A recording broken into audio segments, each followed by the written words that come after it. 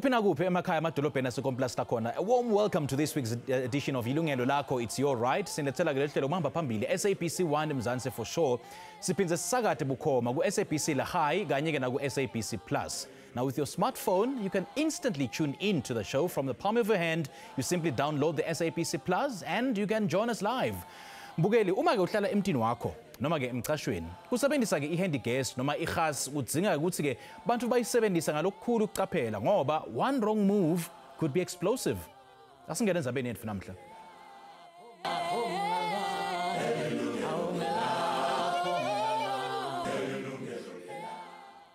Now, across South Africa, thousands of households have switched to gas. I mean, it's cheaper, it's cleaner, and when the power goes off, gas keeps you going, especially as the families come together this festive season. But what many consumers don't always keep in mind is that one wrong connection, one shady installer, or even one leaking cylinder can turn your convenience into a deadly hazard. But saying bayeluleko ukuthi bayisebenzisa ngekuqaphela. Nokuba sewaqhumama ngoku kodwa udanyacimi we-load shedding usesezingqondweni zabathengi abaninzi.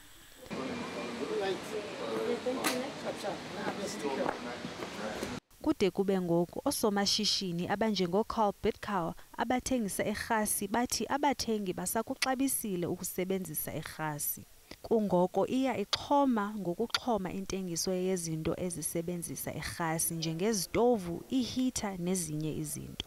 Two types of customers. One's a walk-in type customer that's getting smaller cylinders refilled, that's using things like lights and cooker tops at home, all non-fixed installation type of products.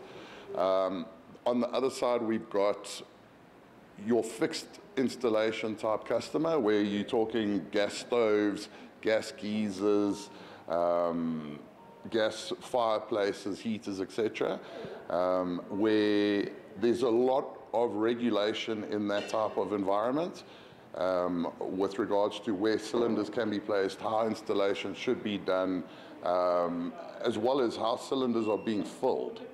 So, yeah, that's why we are here to educate and help people along that side of it. Kodwa ukubalasela kokusetyenziswa kwerhasi kuhambisana nokhuseleko hayi nje ekusetyenzisweni kwayo emakhayeni kodwa kwanokufakelwa kwayo. Ukuba wenze ufakelo oluchiphu usebenzisa ovukengceni babafakeli abangayaziyo into abayenzayo kwaye kungekho nolawulo loko semthethweni, into elandelayo luqhushumbo olungatshabalalisa lusube nemiphefumlo.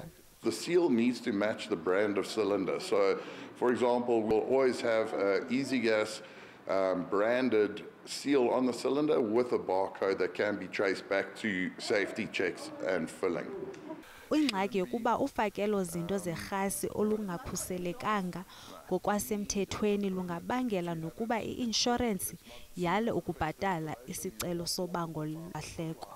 Examples of fixed type installation, stuff that needs to be installed. Your cylinder generally goes outside or in the cupboard underneath, and that needs a reputable SAQCC fitter that's obviously got his license. Every installation gets issued with a COC. That main purpose on that is to show that it has been done correctly, who the person was that did it, and it's a requirement from insurance. So, you know, any accident that happens, we all know insurance companies, the first thing they're going to do is have a look at how can we get out of paying for this, and that's going to be issue number one. Whether you're a restaurant, a household, doesn't matter, you've got a fixed installation, you need a COC for it. It's a problem. Kulula ukudibana nabafakeli izinto zerhasi abangatshongo khona ingakumbi kulamaxesha okusetyenziswa kweteknoloji. Kungoko abathengi bakhuthazwa ukuba balumkele abo bafakeli abathembisa umsebenzi omhle womgangatho ophezulu kodwa bengenawo namaxwebhu okanye izertifiketi ezibaqinisekisayo. Maxa onke usebenzisa erhasi ingakumbi kumaxesha eholide esingena kuwo, hlala uvundlile, uyisebenzisa ngokhuseleko. Khanyisile Lavisa, Yilungelo Lakho. Sibonga kakhulu ngalo mbiko manje ukhuluma kabanti ke ndzaba yethu ke namhla sesimukele Andy Cook lumeleke i-South African Qualification and Certification Committee for Gas. Very good afternoon to you. Thanks for joining us. Welcome. Thank you for the invite. Happy to be here. Well, absolutely. It's a great pleasure to have you here. Now, first of all, let's talk about, just give us a general overview of what the SAQCC for Gas is about and, what it really seeks to do in terms of enforcing compliance. Thank you. The SAQCC Gas was basically formed out of a mandate from the Department of Employment of Labour and forms part of four associations, gas associations, the LPG SA Association, then the Southern African Gas Association, South African Compressed Gas Association, and SAQCC, which looks after the refrigeration gases. So these four associations look after all gas systems, and the main function there is to register authorized gas practitioners to ensure safe installations of gas systems across these four gas associations. So basically, it is an umbrella body for all these associations? That's correct. So it looks after gas, guided with the pressure equipment regulation as part of the OSH Act as a standard. And these associations follow certain standards where they registered practitioners so that those practitioners can issue COCs in the industry when they install gas systems. So is there a piece of legislation under your association or under your committee that would ensure that all these other associations comply by them? Well, the mandate firstly, and then also the pressure equipment regulation ensures that these associations then make sure that the authorized registered practitioners comply to the relevant standards in that is applicable to their gas type that they're actually fitting into the into industry, right from domestic right to up to heavy industrial applications. So basically you deal directly with your associations, not necessarily the retailers? The associations form part of our board. There's representatives from all the associations that form parts of the board of SAQCC Gas, and in that way we get representation of all the associations within the SAQCC. Okay.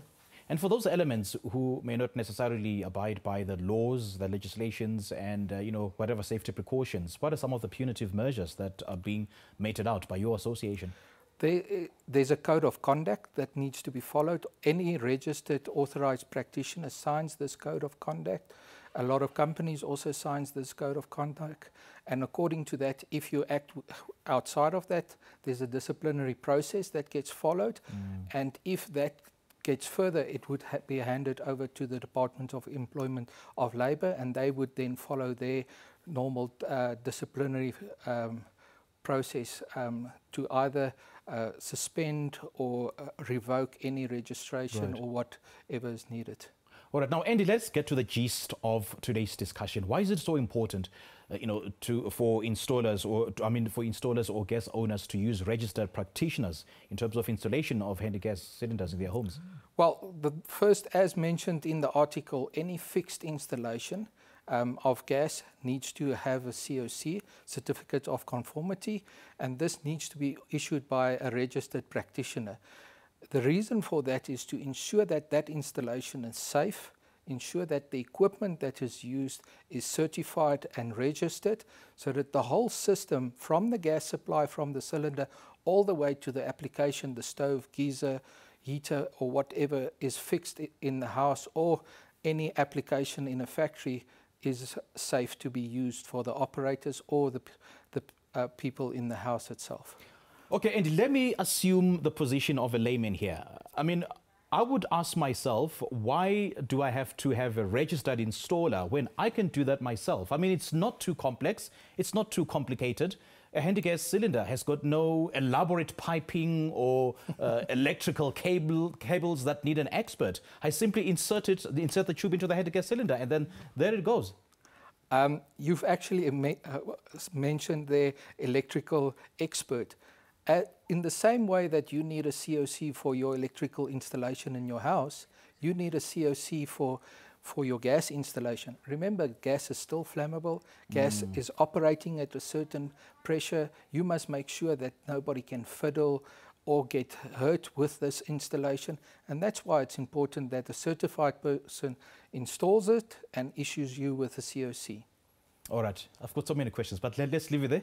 Let's take our first break now. We'll be right back. Please to join us after this break. Leli, Yilungelo Lakho.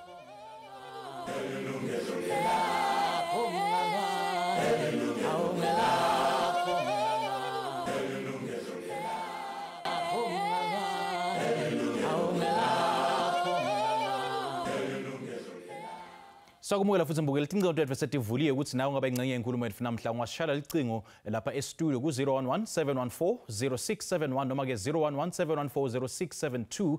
Ungasithomela futhi na WhatsApp ku 060-844-9857 or email your thoughts to consumer@sabc.co.za. Ungaphinze usithinze futhi na ku Facebook. Namhla ke bekunene sikhuluma ke ngomcoka bekusebenzisa ke ama-installers e-cooking gas yakho endlini yakho. Kuthe kumcoka kangakanani lokho ngoba one wrong move could lead to an explosion. So namhla ke sina lubuya ke South African Qualification and Certification Committee utasitshela kabanti ke ukuthi kumcoka leni ukuthi uthole umuntu lo registered naloko qualified kuku installela igas yakho endlini noma ke igas yakho endlini ukuthi ke lokho how do you keep yourself safe from any eventualities or any explosion with regards to that. Now Andy, why should consumers only use registered practitioners for installation, repairs and maintenance? You're just telling us why it's so important to use a registered one, and what does it take for a registered practitioner? Does that mean that every time I have to install a new cylinder, I have to call in a registered practitioner? Definitely not. If a cylinder just gets exchanged, it can be connected, and the best thing to do is just by yourself do a leak test. A normal soapy water leak test is sufficient. So cylinder changeovers can be done by the people at their houses or factories by themselves. It's only when you have to repair something, change any components of your gas system, a regulator, an isolation valve, or fix anything, a knob or anything on your stove, that you need to get a registered authorized person to actually come and do the work and reissue the COC, that because he's now changed certain components, he has to then reissue the COC and give you a new COC. Okay, and you've also touched on a very important element into this discussion, a leak test. What is that and how do you go about conducting it? I think that's the most easiest way when any people that find that they're smelling gas, or if they suspect that there's any gas leak, just mix some water with any type of soapy liquid, and then actually on all the fittings spray it and see if there's actually bubbles coming out. If you see there's bubbles coming out at that point, see if you can tighten it. If not, and it's on a certain fixed joint, then you'll have to get a specialist out to actually come and repair that leak. And the most important, if there's a leak and you smell gas, first thing, close off all the isolation valves, close the cylinder, ventilate the place, open the windows so that that leak gas can actually escape out of the room, and then you can start tracking and see if you can establish where's this leak coming from actually. So is it safe pouring water, the soapy water, on the outlets of the gas? Yes, you just spray a little bit just to see if it will make bubbles. You don't have to put a lot of water over that. It's just enough to get the effect of the soap and the gas coming out to make a bubble to show actually where it's actually leaking. So it's perfectly safe. It's used in the industry even to do a leak test. Soapy water is used all across the industry for all the gas types, or most of the gas types, to actually test if there's a leak. Can you also use the leak test to check the contents of the gas? Unfortunately, you cannot, because the gas is a liquid inside that vaporize. There is some uses where they actually say while you're using the gas, you can pour some water across the cylinder and you will actually see where the water condensates, and that will show you the level of the gas, but that's not always a clear indication of what's the level of the cylinder. Because it's a pressurized cylinder and the gas vaporize, the pressure will only drop when there's like 5% of the gas left in the cylinder. Okay. So unfortunately, that's why it's sold per kilogram, because it's based on a weight basis to see if it's full or not, and not pressure. Yes, yes. And why is it so important? I mean, rather, what qualifies someone who is a gas practitioner to hold a valid qualification? Well, all the associations, as I mentioned, there's other associations as well. All those associations take these technicians through a testing process where they go on a course. They have to go and do certain installations under mentorship, and only when they are found competent they can actually be certified to be a registered installer and issue COCs. So there's a whole qualification process that they need to go through and be competent, declared competent, before they can be registered. So who declares such competency? Well, it starts off with all the different 4 associations where the specific gas type training gets done at those associations, and only when they are, with their mentors, satisfied with the work, the practical work that had to be done, they create a portfolio of evidence, and based on the portfolio of evidence they then comply and seen competent, and then their registration gets sent up to SAQCC that would also vet it further and then register the practitioner based on the mandate received from the Department of Employment and Labour. But is it legally compulsory for me to use a qualified or an accredited gas installer, or I can simply do it for my own safety? It's legally compliant if you've got a gas installation to have a registered authorised practitioner. But is it compulsory though? It's compulsory. Is it? If it's a fixed installation, it is compulsory. Similar to your COC, electrical COC, and I want to mention even your air conditioning system in your house, actually that's also seen as a gas system and also needs to be COC'd. Okay, so basically that installer needs to check all the other appliances that use gas, not necessarily an LPG cylinder. Not, there's different practitioners working on different gas, so you'll have a specific one for your LPG installation. If you've got natural gas, you will have a person that's qualified for natural gas to do the COC, and also if you do have an air conditioning or refrigeration system, you'll also have to have that type of COC as well.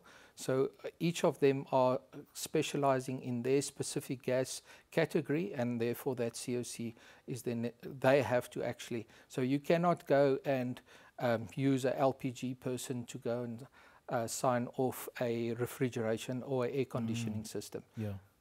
So how do I verify then if an LPG gas installer is accredited by yourself?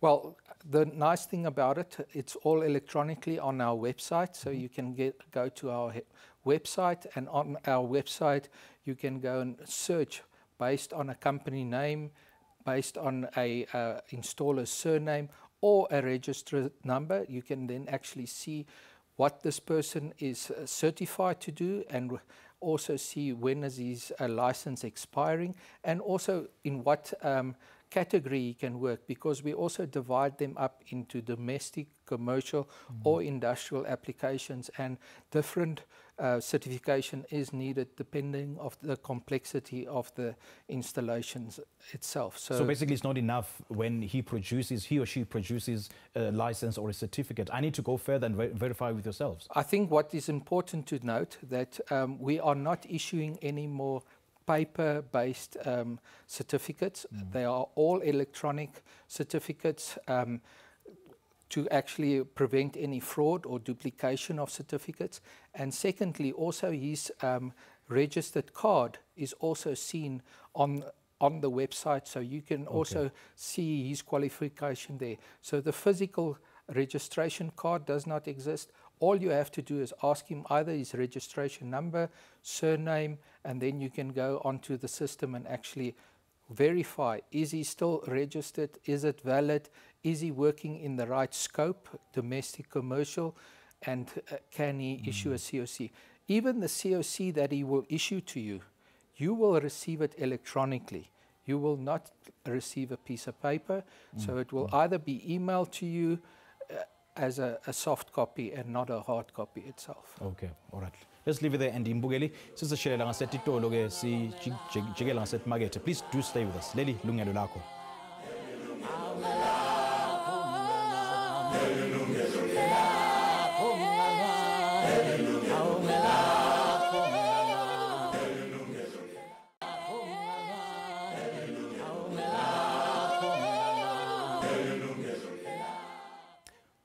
Welcome back, everybody. The numbers are on your screens. They are 011-714-0671. I hope my colleagues would put them on your screens. There they are. Or 011-714-0672. These are participation lines. You can call us in our studio right now, ask questions, send us your suggestions, or even share your experiences. Ungasishayela icingo khona manje ukuvakala umbono wakho. Ungasithumela futhi WhatsApp ku 060-844-9857.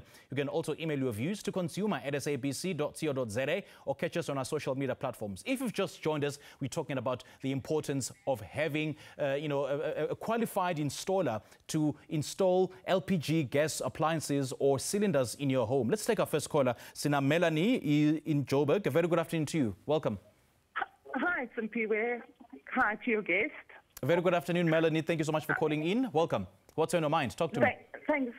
Yeah, I've just moved to a property and I have a gas cylinder next to my stove in a cupboard. Mm-hmm. Now, the landlord says that it is gas compliant and whatever else, but I wanted to know how safe is that being in a closed cupboard? Okay, Andy, please respond to Melanie. Okay, thank you. I think what is very important there is when you change ownership of a property, part of the process is that a COC for the gas installation must be issued, similar to the COC for your electrical. So firstly, you should have received the COC. And if you just moved in the property, you've got the right to actually ask for a COC. If the cylinder is not installed safely, not well ventilated, and it's a fixed installation, then definitely there should be a COC for that cylinder. So I would suggest that you maybe get a certified installer out, or talk to your landlord to get somebody out if there's no COC, and actually check the system for you and see if it's compliant. So I hope you got that, Melanie, a COC, a certificate of compliance. Make sure that after this call, you call your landlord and ask for a COC or certificate of compliance. Hey, Melanie?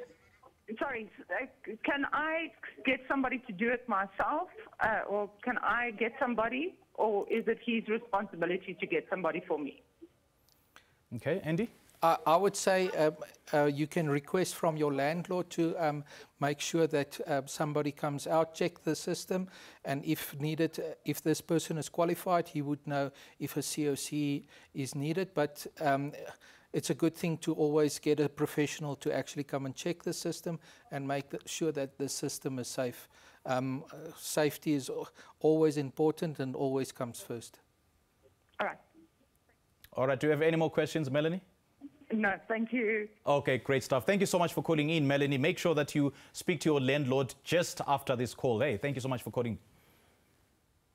All right, great question there from Melanie. And I suppose so many people will definitely benefit from this question, because not everybody knows that, the location, the positioning of the LPG gas is actually of utmost importance. And earlier on, you're just talking to us about, demanding a license from an accredited LPG cylinder installer. So you said something about whether that particular installer's license has expired. It expires after 3 years, isn't it? So after the 3 years, what is it that they have to renew?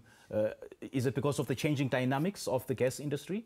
That's correct. By ensuring that they renew their certificate or their registration every 3 years, the associations and SAQCC ensures that this person is competent, understand all the new regulations, if there's any changes in it, and also make sure that the work that was done by this practitioner over the last year was correct, and his portfolio of evidence is sustainable to actually go and re-register him. It's basically like renewing your driver's license, making sure that you're competent to actually drive a vehicle further, and that's exactly what we're trying to do by re-registering the practitioners every 3 years in all the gas types. Okay, by verifying a practitioner's accreditation is one thing, but then is there a way of checking whether that practitioner has had some experience in this field, not just a qualification? Because you can be qualified and not having worked in that particular field. Well, I think what is important is to see that that practitioner is active in the industry. Normally this is word of mouth, but you can also go to our website and actually go there, look up his credentials, see in what areas he's been working, and actually make sure that he's actually certified to actually work whatever application is at your house or at a restaurant or in a factory or whatever the case may be, what you need that certification. Do those credentials reveal that he's actually worked in this field? Not specifically, but I mean you can base that he's registered. You can see when last he was registered, and based on that you would see how long his registration is still valid, and based on that you can determine how active he is in the system. And I suppose since they are licensed to issue a COC, then maybe that's a determinant to see whether they've worked, eh?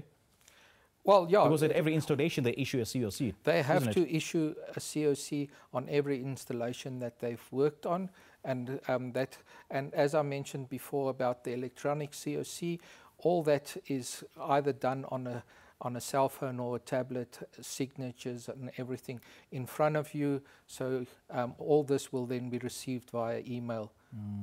So it's important, and I mean the best thing is to contact the installer and ask for references. You can ask him, please give me some references. I want to do my own homework and see what work have you done in the last few months. Right, right. There's nothing wrong with that. Let's talk about the risks of gas usage, especially in sectional title complexes. Yes, I think there's specifically a risk because a lot of people sometimes store too many cylinders. Everybody does their own installation. There's certain limitations of how much gas can be stored in a certain earth number or complex. So it's very important for the body corporate of those to actually control these type of gas installations and also make sure that the installations that's done is issued with a COC, comply with everything regarding the equipment, and the body corporate must actually make sure that there's not too much gas on the site, and if there's a certain limit threshold that they pass, then that they get the right fire department approvals for those installations as well. But there is the limit on the number of cylinder gases that I have to have in my house. Well, there's a basis of certain kilograms that you can have in your house without fire department approval, but the standard is you're not allowed to have more than 100 kilograms without a fire department approval for your site. So 2 large 48 kilogram cylinders outside your house is basically the limit if you at a normal domestic house. If you need to store more of that gas or have more gas on the site, you'll have to get fire department approval. So it gets more complicated. I have to get fire department approval, I have to get a COC, I have to get accreditation from the SAQCC, hey? Well, the accreditation is for the installer. So your importance is your COC, and the installer will also identify to you that you are going across the limit and you actually have to get fire department approval. But at the end of the day, this is all important for your insurance, because when something goes wrong, it could not be the gas system, it could be something else going wrong, and as soon as the insurance see gas there, they're going to ask for a COC. If they see a certain quantity of gas on your premises, they're going to say, do you have the fire department approval for this quantity of gas? So at the end of the day, it's always to be prepared for the unforeseen, and that's what's important in the way of safety and use of gas. But then does it matter on the number of cylinders per room, or, I mean, the threshold is just the kilograms? Well, it's also important that 100 kilograms is not inside the house, and based on per room and stuff, you must be very careful with multi-dwellings. There's certain arrangements with multi-dwellings, sectional titles, complexes and things like that for the quantity of gas stored there. All right, let's leave it there for now, Andy. We'll definitely continue the conversation. But before we take a break, let's take our caller. We've got Bella from Pretoria. Bella, very good afternoon to you. Thanks for joining us. Welcome. Good afternoon. Thank you very much. I just want him to explain how to read the gauge of the cylinder. Because when I look at the cylinder, the arms seems to be the same size. So I don't know whether it's moving. So like when you use the gas, does it move to the red part of the gauge, or does it move to the yellow part of the gauge? All right, Bella, great chatting to you. Thank you so much for your call. But please continue watching SABC 1 Yilungelo Lakho. We'll definitely have your answer shortly after this break. For now, let's take another commercial break. We'll be right back. Leli Yilungelo Lakho.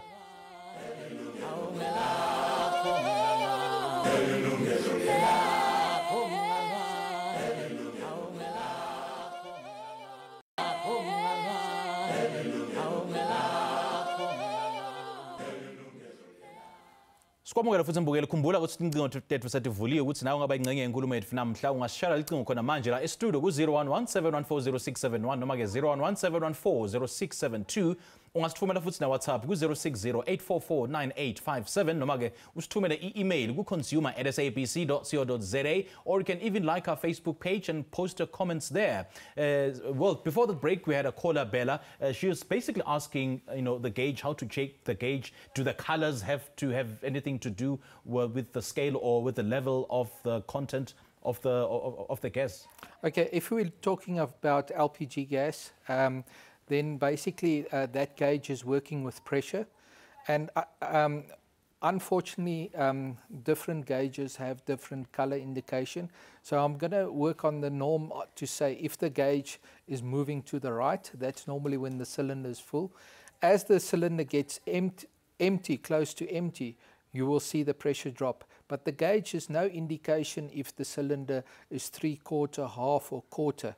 The gauge pressure will actually just drop when the cylinder is about 5 or 10%. Then you will see the gauge actually dropping. But before that, all the pressure would actually remain the same in the cylinder. So pressure is not the ideal way of trying to indicate the level of the cylinder with LPG, but it indicates just before it gets empty. It's a good indication. But then can we also use that methodology to check the content? Because so many retailers, they don't normally fill the cylinder to the brim, yet they charge the same price. Yeah, that's quite a challenge, and I think you have to insist when your cylinder gets filled that it's done on a scale, and you also can insist that the cylinder gets weighed and actually prove to you that the cylinder is to its weight. There's stamped weight, star weight, and filled total weight on the cylinder normally stamped, and they need to fill it to that. They mustn't overfill the cylinder, and that's why a scale, a calibrated scale, is so important when refilling these type of cylinders, to ensure that you get the quantity that you pay for and that the cylinder is not over or underfilled at that stage. So that insist on that, and then on cylinders that being exchanged, make sure the cylinder is sealed and it's sealed correctly. Okay, but do I have to inform the landlord or the border corporate of any gas installation? I mean, how does that protect the other residents in the same building? Yes, you have to inform that you're doing an installation. Normally, a lot of the body corporates or landlord would actually require, because remember, you're now suddenly changing an electric stove to a gas stove. So you need to inform the landlord or the body corporate that you're doing this installation, and there's sometimes certain guidance rules regarding cosmetics and visuals that a body corporate follows, and say you can only store this cylinder in a certain place, and you have to have a certain cage around it, and it must be a certain color. So a lot of these body corporates have their own rules and regarding how that installation needs to look like. So 9 times out of the 10, you have to inform the body corporate, and then you have to comply with their rules and with the local authority rules, and make sure that the installation is done by a reputed installer. And having said that, Andy, are there any best practices for the body corporates in the different complexes that they should follow to keep residents safe?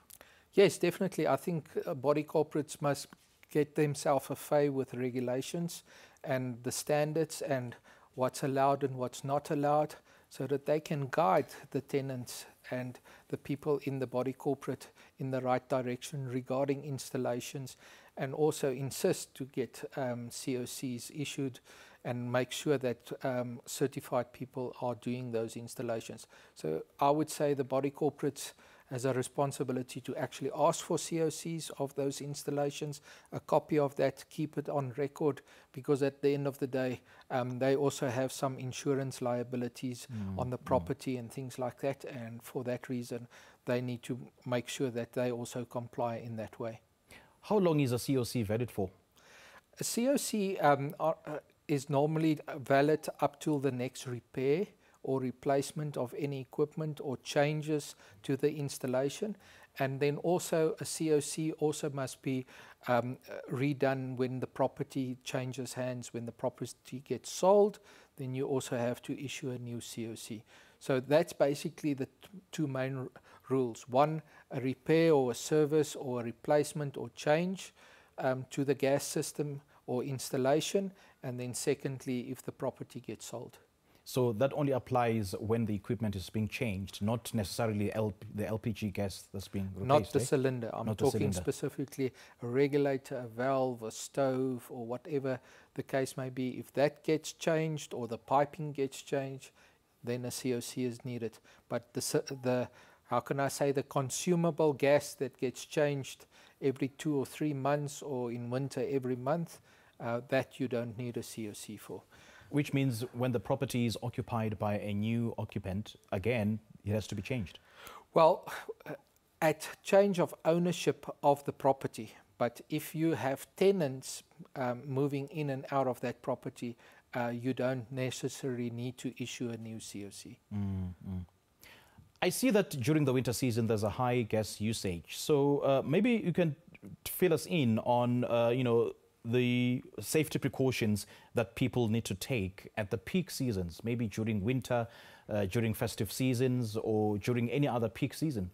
Well, I think we've touched on it, but firstly, if you use your appliance or your gas equipment, make sure you're using it safely. Follow the manufacturer's instructions of how you're using it. I mean, when you go out for camping and it's loose installations, also always make sure there's no leaks. The soap water check is also very important, that there's no leaks. Make sure there's no damage to the piping, cracks, or if any piping is old, rather replace it. Yeah. Before you go on holiday, make sure all the equipment is safe, in a good condition, not damaged.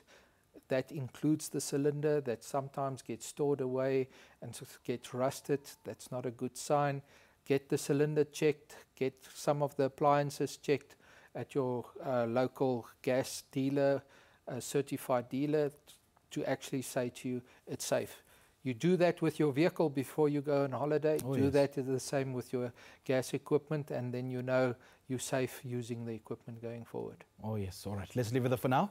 Bukele sisike shelela ngasitolo lisithatha ikhefu lethu lekugcina hlala kanye nathi siyabuya khona manje leli Yilungelo Lakho.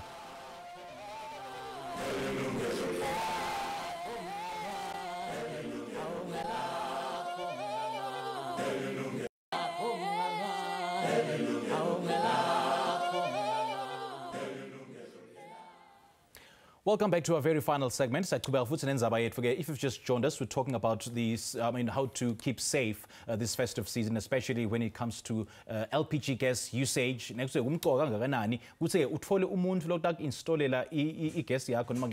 gas or cooking gas or gas or whatever you call it. You need to have a certified gas installer to make sure that you stay safe and avoid any unnecessary explosions. Now, what signs should viewers look out for in terms of detecting a gas leak? Well, I think the most important one is the smell. There's always this type of rotten egg smell that you smell when there's a gas leak. As soon as you've smelled that smell go to the nearest gas cylinder or isolation valve, close the cylinder, open the windows, make sure you ventilate the room, get the smell out of the room, don't cause any unnecessary source of ignition, spark or flame, or switch on a light or something like that. Get the smell out, ventilate the area, open doors, and then you can, if everything is ventilated, the smell is gone, then you can start with the soapy water from a point and see if you can find the leak. If you can't find the leak, and if you can't repair the leak, as I say, get a professional out and come and fix it for you, and keep the cylinder closed till everything is repaired, and somebody can say to you it's safe to operate again. So what's the best call of action, or what's the best action? Should I take the gas back to the retailer, or should I call someone to come and have a look? Well, determine where's the leak. If you think the leak is on the gas cylinder, isolate the gas cylinder and take it to whoever supplied the cylinder, wherever you got the cylinder. But if the leak is on your gas system, then and you can't find the leak, then I would say get a specialist out to come and actually look where's the leak.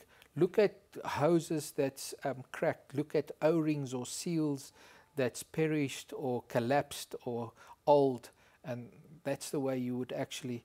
But if you feel uncomfortable, as I said, use your sixth sense. If you're not comfortable what you're doing, get the specialist out and come and check it for you. You know, Andy, there's so many myths around this, and there's one that says you can even use a light, or you can even use a cell phone. Can that worsen the leak situation? Well, any spark or source of ignition, so depending on the amount of gas and what the mixture is, remember gas needs to mix with air in a certain ratio before it's combustible.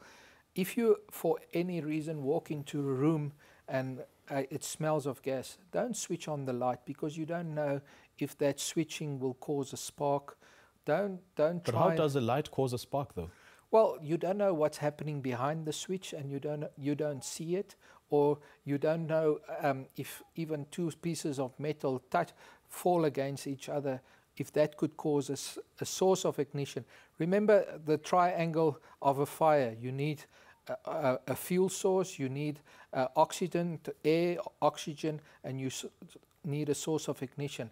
A small spark, fire, a source of high heat or anything can actually ignite the gas and burn it. So that's why the idea of isolating the gas, stop the leak and ventilate the area, and then you can start and look at what was the cause and make the area safe. But does an insurance company have a right to reject a claim if maybe a gas installation was not compliant? Yes, they definitely have the right. Really? Because firstly, it was not installed safely, it was not installed maybe correctly, and it could be the way it was installed caused the incident. And therefore, that's why there's processes and systems in place where the insurance say, make sure you've got an electrical COC, make sure you've got a gas COC for your installation to prevent this. If you've done your gas COC and the source of your damage is something else, something happened in the garage and the gas system is in the kitchen, and you've got a COC for your kitchen installation, you're covered. The insurance can then not refuse any payments if you have complied or anything like that on your incident that you have. But they need to make sure that whatever is on your property was done correctly and safely, and could not have been the cause of the incident. All right, I've got so many questions, Andy, but time is not on our side. But as a parting shot, what's that one piece of advice that you can give any gas installer or gas user in particular this festive season? I would say use your sixth sense, act safely, make sure everything is safe. If you're not sure, do the bubble test. If nothing leaks, gas is the best option for all your needs. Being camping, being at home, cooking, heating, gas is the way to go. All right. Andy Cook, great chatting to you. Thank you so much for Thank you joining very us. much. Thanks. Kwanyana ubukele sisifike emaphethelweni ehlelo lethu namhla-ke asihlangane futhi ekuvikini elitako la ku-SABC 1 lapho sitanilethela khona lenye indzaba letawutsinza wena nemalungelo akho njengemthengi. From me Simphiwe Ngcongwane and the rest of the team, sisinisale kahle, wishing you a great week ahead. Have a good one. Cheers.